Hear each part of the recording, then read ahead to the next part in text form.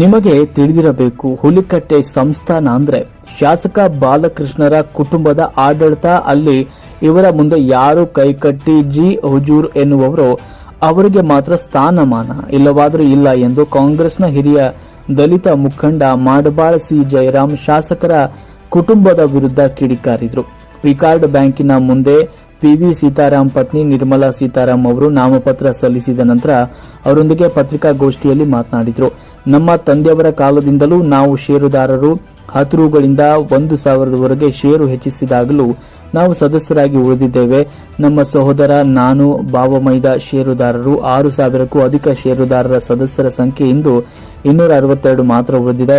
ಸದಸ್ಯತ್ವ ರದ್ದಾಗಲು 5 ಸಭೆಯಲ್ಲಿ 2 ಸಭೆಗೆ ಭಾಗವಹಿಸದೇ ಇದ್ದಲ್ಲಿ ಅವರ ಸದಸ್ಯತ್ವ ರದ್ದಾಗುವ ನಿಯಮವಿದೆ. ಇಲ್ಲಿ ಯಾವುದೇ ಸಭೆಗೆ ಭಾಗವಹಿಸದೇ ಇರುವ ಶಾಸಕ ಬಾಲಕೃಷ್ಣ ಅವರ ಚಿಕ್ಕಪ್ಪ ತಮ್ಮಾಜಿ ಅಶೋಕರ ಸದಸ್ಯತ್ವವನ್ನು ಏಕೆ ರದ್ದು ಮಾಡಿಲ್ಲ?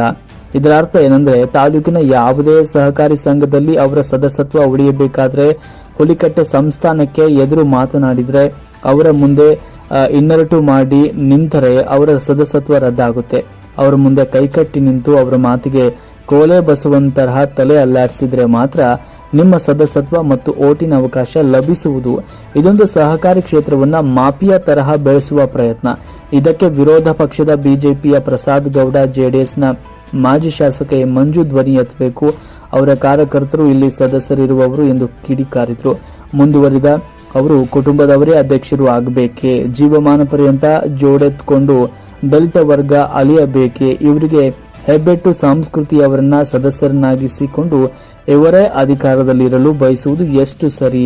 262 ಮಂದಿ ಸದಸ್ಯರಿಂದ ಹುಲಿಕಟ್ಟೆ ಸಂಸ್ಥಾನವನ್ನ ಪದೇ ಪದೇ ಅಧಿಕಾರದಲ್ಲಿ ಉಳಿಸುವ ಕೆಲಸ ಇಂದು ಕೂಡ ನಡೆದಿದೆ. ಆದರೂ ಪಿವಿ ಸೀತಾರಾಮ್ ಅವರ ಪತ್ನಿಯವರ ನಾಮಪತ್ರ ಹಿಂದುಳಿದ ದಲಿತ ಅಲ್ಪಸಂಖ್ಯಾತರ ಪರವಾಗಿ ಕೆಲ ಒಕ್ಕಲಿಗರ ಬೆಂಬಲದಿಂದ ಸ್ಪರ್ಧೆಗೆ ನಿಲ್ಲಿಸಲಾಗಿದೆ. ಹುಲಿಕಟ್ಟೆ ಮನೆತನಕ್ಕೆ ಸಹಕಾರ ಸಂಘವನ್ನ ಗುತ್ತಿಗೆ ಕೊಟ್ಟಿಲ್ಲ.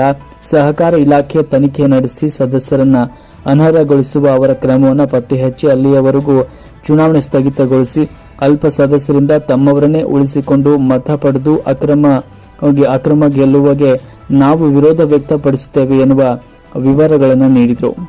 ಮತದಾರ ಪಟ್ಟಿನಲ್ಲಿ ಅವರ ಹೆಸರನ್ನ ಕಿತ್ತಾಕಿ ಇವತ್ತು ಹೈಕೋರ್ಟ್ಗೆ ಹೋಗಿ ನಮ್ಮ ಹೆಸರನ್ನ ನಾವು ಸಕಾಲದಲ್ಲಿ ಎಲ್ಲ ಶೇರ್ ಹಣ ಕಟ್ಟಿದ್ದೀವಿ, ಸಾಲ ತೀರ್ಸಿದ್ದೀವಿ, ನಮ್ಮ ಹಣನೇ ನಿಮ್ಮ ಕಡೆ ಇದೆ ಅಂತ ಕೋರ್ಟ್ಗೆ ಅಪೀಲ್ ಹೋದ್ಮೇಲೆ ಹೈಕೋರ್ಟ್ನವರು ನೀವು ಮಾಡಿರೋ ತಪ್ಪು ಬ್ಯಾಂಕ್ನವರು ಚುನಾವಣೆ ನಿಲ್ಲಕ್ಕೆ ಅವಕಾಶ ಕೊಡ್ಬೇಕಲ್ಲ, 11 ಜನಕ್ಕೂ ಮತದಾರ ಪಟ್ಟಿಯಲ್ಲಿ ಹೆಸರಿತ್ತು.